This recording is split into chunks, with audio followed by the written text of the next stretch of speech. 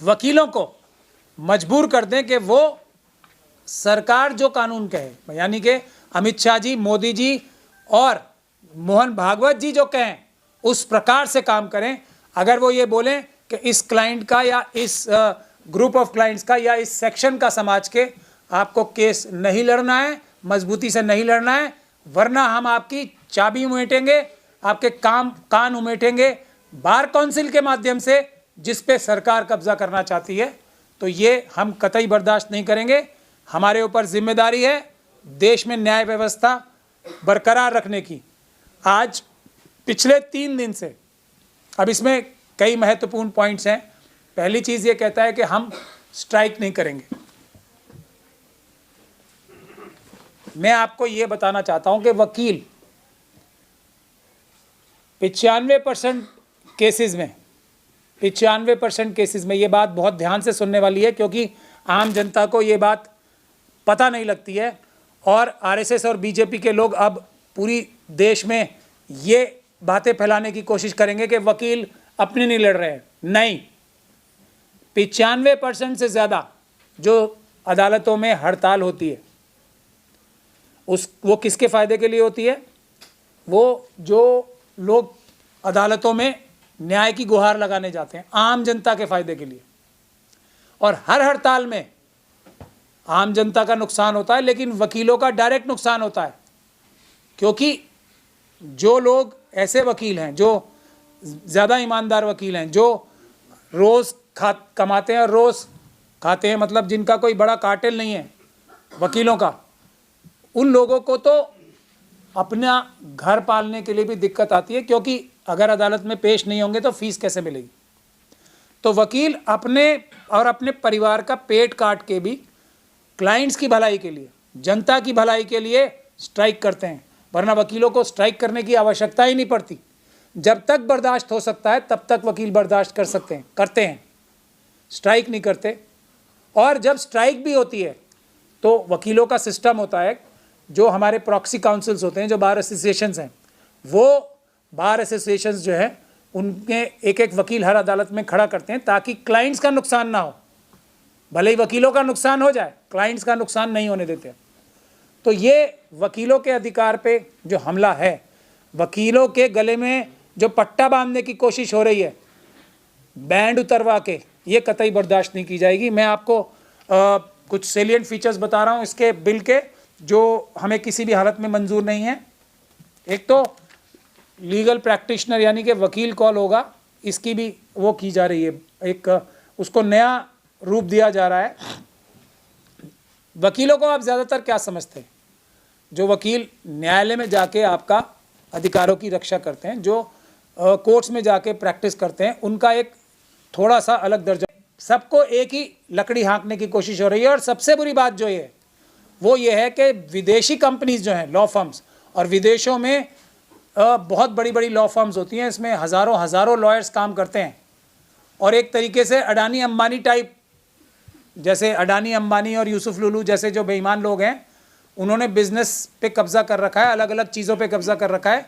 विदेशों में उसी प्रकार की लॉ फर्म्स भी होती हैं, जो बिल्कुल इंडस्ट्री की तरह काम करती हैं।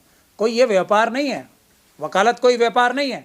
तो अडानी अंबानी यूसुफ लुलू जैसे लॉ फर्म्स को भारत में परमिशन दी जा रही है।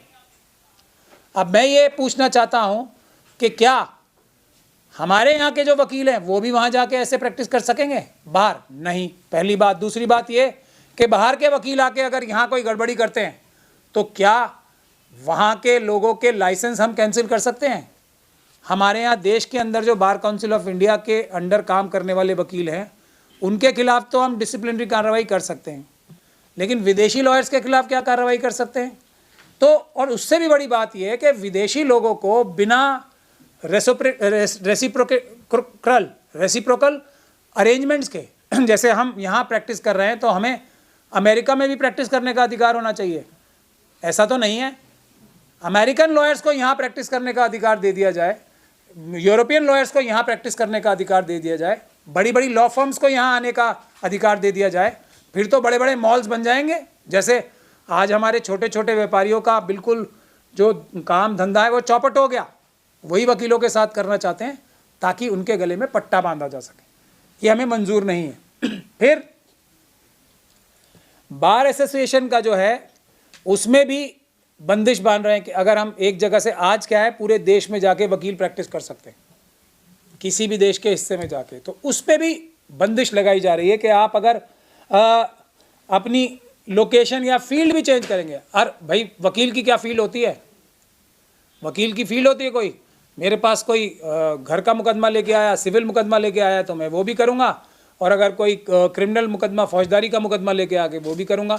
अब मैं जाके बार बार किसी जगह ये बताऊँगा कि आज मेरे पास 2 केस सिविल आए तो मैं अब सिविल का वकील हो गया, अब मेरे पास फौजदारी के वकील आए तो मैं फौजदारी का वकील हो गया, और अगर मेरे पास दोनों आ रहे हैं तो मैं हाइब्रिड वकील हो गया।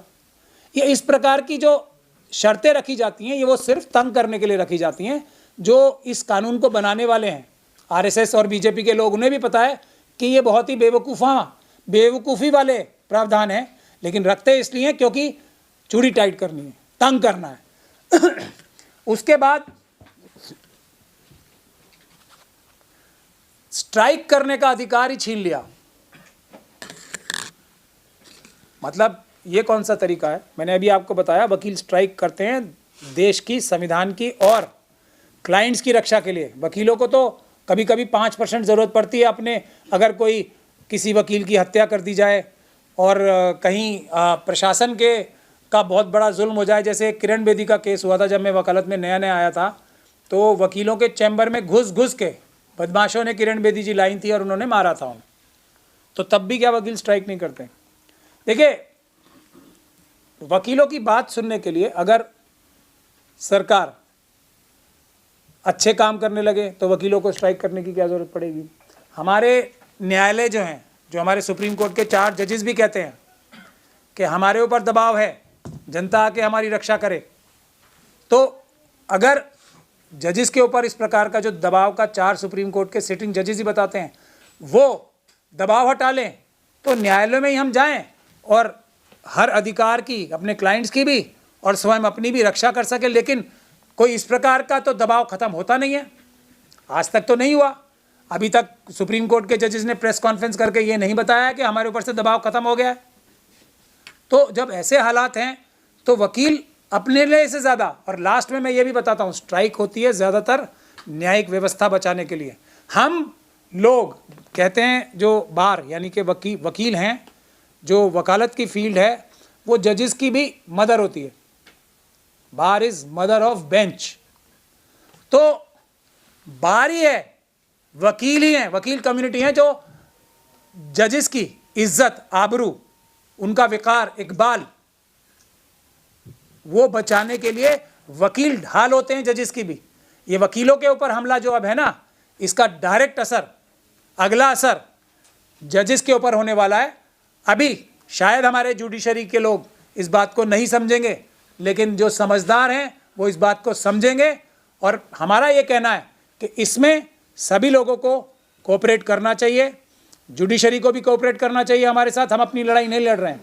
अगर वकीलों की दीवार संविधान, कानून की, इंसाफ, बराबरी की रक्षा करने वाली गिरेगी तो उसका अगला नंबर, सबसे पहला नंबर जजेस का आएगा। ये बात समझ लेनी चाहिए। तो मुझे बड़ी खुशी है कि दिल्ली के लॉयर्स ने, और अब तो पूरे देश से खबर आ रही है, दिल्ली के जो डिस्ट्रिक्ट कोर्ट्स के लॉयर हैं, और मैं गुजारिश करूंगा कपिल सिब्बल साहब से भी, वो तो यही वादा करके हमारे सुप्रीम कोर्ट के प्रेसिडेंट का इलेक्शन भी लड़े थे, लेकिन उनका भी कोई बयान अभी तक मुझे नज़र नहीं आया है। वो अपना पॉडकास्ट करने में व्यस्त हैं। तो उनसे भी मैं गुजारिश करूंगा कि वो आएँ, ये ज़रूरत है, सड़कों पे हमारे साथ आएँ। डिस्ट्रिक्ट कोर्ट्स और हाई कोर्ट से भी मैं गुजारिश करूंगा कि वो भी, दिल्ली हाई कोर्ट के वकील भी इसका कोई रास्ता निकालें। और ये डिस्ट्रिक्ट कोर्ट के लॉयर्स जो हैं वो कोई अपने लिए नहीं कर रहे हैं, सारे एडवोकेट्स के लिए लड़ाई लड़ रहे हैं। तो हाई कोर्ट के जो हमारे नेतागण हैं दिल्ली हाई कोर्ट के भी, उनसे भी मैं गुजारिश करूंगा कि वो कोई ना कोई रास्ता निकालें। अगर हड़ताल का रास्ता उनको नहीं समझ में आ रहा, और मैं तो गुजारिश करूंगा कि हड़ताल अगर ज़रूरी है खुद इंस्टीट्यूशन को बचाने के लिए, एडवोकेट्स की इंस्टीट्यूशन को बचाने के लिए, तो मजबूरी है, क्योंकि अदरवाइज़ तो ये इंस्टीट्यूशन ही ख़त्म हो जाएगी। हम ये नहीं कह सकते कि संविधान को हम ख़त्म होते देखते रहें लेकिन स्ट्राइक नहीं करेंगे। फिर क्या न्याय मिलेगा? अगर संविधान ही ख़त्म हो जाएगा तो किस अदालत में जाके न्याय लेंगे हम? ये बातें हकीकत हैं, इससे कोई मना नहीं कर सकता। ये सिर्फ शॉर्ट साइटेडनेस है। अगर कुछ लोग ऐसा कहते हैं कि अभी स्ट्राइक नहीं होनी चाहिए, तो वो बहुत ही नज़दीक की दृष्टि से चीज़ों को देख रहे हैं। इस वक्त अगर हम लोग बीच से हट जाएं तो अगला नंबर सुप्रीम कोर्ट और हाई कोर्ट के जजेस का होगा, अगला नंबर डिस्ट्रिक्ट कोर्ट के जजेस का होगा। तो वो भी रेगुलेट करेगी सरकार, और गलत तरीके से करेगी। इंडिपेंडेंस ऑफ जुडिशरी कहाँ गई? वकील ही आज़ाद नहीं है, इंडिपेंडेंट नहीं है वकील, तो इंडिपेंडेंस ऑफ जुडिशरी कहाँ जाएगी? वकील तो सबसे मजबूत हिस्सा है ना। फ्रंट एंडिंग कौन करता है? क्लाइंट्स जब कोई परेशान होकर आता है तो क्या जज के पास जाता है कोई सीधा? हमारे पास आता है, वकील के पास। हम ही उसको बताते हैं उसके अधिकार क्या है, हम ही उसका केस तैयार करते हैं। ज़्यादातर क्लाइंट्स को हमारे देश में अपने अधिकार नहीं पता होते। उनको ये नहीं समझ में आया होता है कि हमारे साथ ज्यादती क्या हुई है। हम लोग समझाते हैं उन्हें कि तुम्हारे ये अधिकार थे और तुम्हारा ये ले लिया गया, तो और हमारे ऊपर ही हमला हो जाएगा। तो इसका मतलब पूरी जुडिशरी पे, न्यायिक व्यवस्था पे, उस पे हमला है ये, और ये हम नहीं होने देंगे। तो हमारा ये कहना